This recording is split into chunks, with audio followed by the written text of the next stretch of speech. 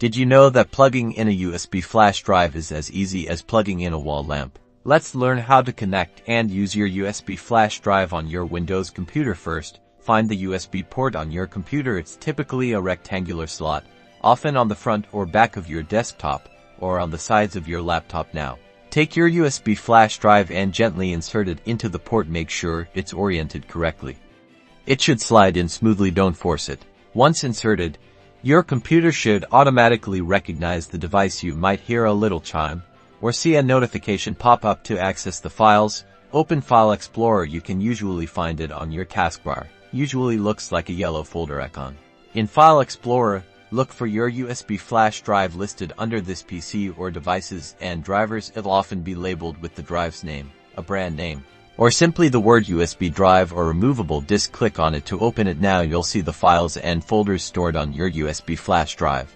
To copy files from your computer to the USB drive, select the file you want to transfer, and then drag and drop it into the USB drive's window. You can also right-click on the file and choose Copy, and then right-click on an empty space in the USB drive window and choose Paste. When you're finished, it's super important to safely remove the USB drive to prevent data loss. Locate the Safely Remove Hardware icon in your system tray.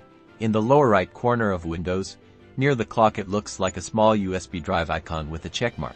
Click this icon, then select your USB drive from the list that appears. Finally, click on the option to eject or safely remove hardware. You will then know it is safe to remove the USB flash drive from your computer once you get the confirmation notification, and there you have it. You're now a USB flash drive pro.